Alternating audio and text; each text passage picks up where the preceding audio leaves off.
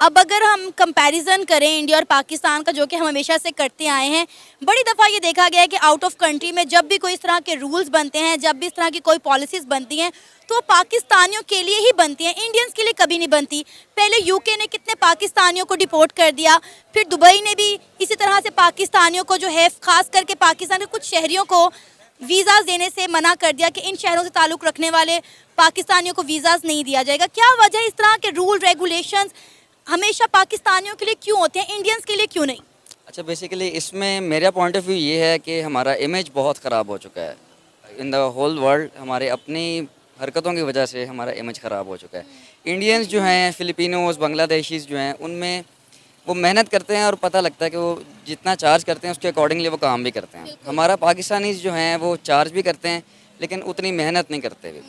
Not 5 fingers are not equal, but mostly ये होता है अभी। फिर मोस्टली ये भी देखा गया है कि जितनी भी इनलीगल एक्टिविटीज़ होती है उसमें कहीं ना कहीं पाकिस्तानी इन्वॉल्व भी होते हैं। एग्जैक्टली एक मछली पूरे तालाब को गंदा कर देती है अभी। आपको पता है कि यूएई की गवर्नमेंट ने एक अनाउंसमेंट की है उन पाकिस्तानियों के खिलाफ जो अपने बच्चों को वहाँ रहते हुए एजुकेशन नहीं दे रहे, एजुकेशन से महरूम रख रहे हैं। उनका कहना है कि यहाँ पर रहने वाले जितने पाकिस्तानी हैं वो अगर अपने बच्चों को तालीम नहीं दिलवाएंगे तो उनके वीज़ाज़ रीन्यू नहीं किए जाएंगे और उनको डिपोर्ट कर दिया जाएगा। क्या कहेंगे आप, कैसा रूल, कैसा लॉ जो है पास किया गया है यूएई की गवर्नमेंट की जानिब से?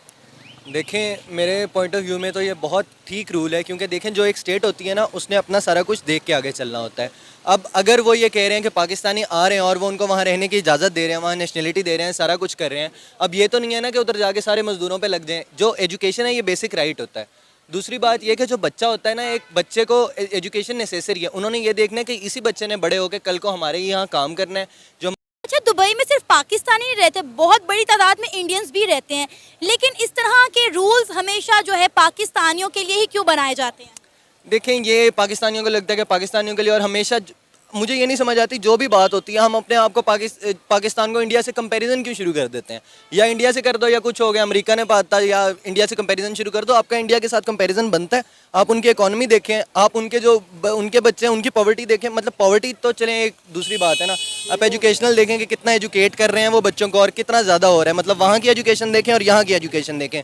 पाकिस्तानी कोई गूगल का CEO नहीं बैठा हुआ, वही बैठे हुए हैं, इंडियंस बैठे हुए हैं। इस वजह से जो उनको लगा कि आपने खुद ही बताया है कि 17 मिलियन पाकिस्तानीज़ हैं वहाँ जो रह रहे हैं, तो उन्होंने यही देखा कि कौन यहाँ सबसे ज़्यादा रह रहा है और कौन अपने बच्चों को नहीं कर रहा। नहीं तो उनके क्या, इंडिया के साथ क्या है, उनका कुछ भी नहीं है।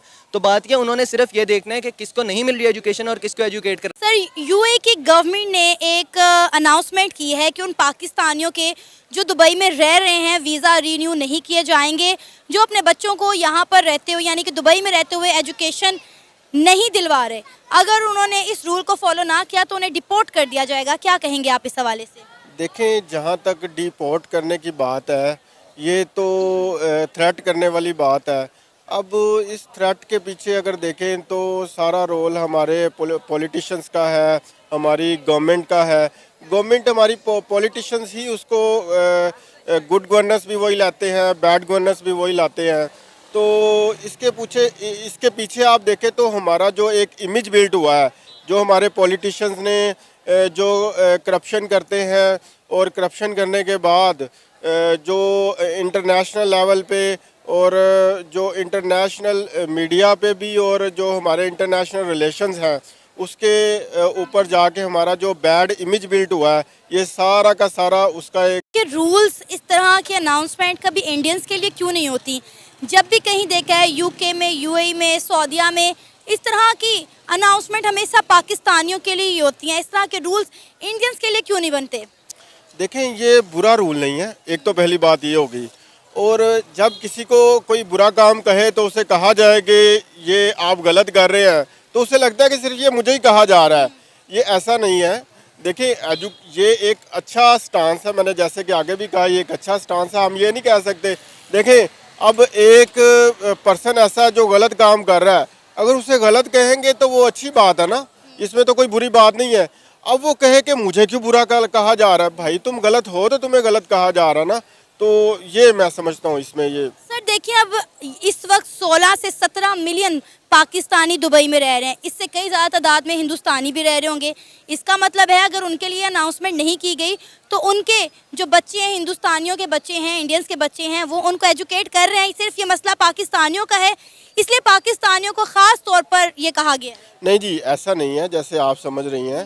बात कुछ इस तरह से है कि देखिए, हमने देखना है कि लिटरेसी रेट कहाँ नीचे गया है, अच्छा। किस कंट्री में नीचे गया है। आप देखें कि इंटरमीडिएट का रिज़ल्ट आया, 25% बच्चे पास हुए। आप देखें कि मैट्रिक का रिज़ल्ट आया, बहुत गंदा रिज़ल्ट आया। आप ओवरऑल लिटरेसी रेट देखें तो वो पाकिस्तान का नीचे जा रहा है। तो उन्होंने अगर ये पाकिस्तान के लिए ये स्टांस लिया तो ये ठीक स्टांस है।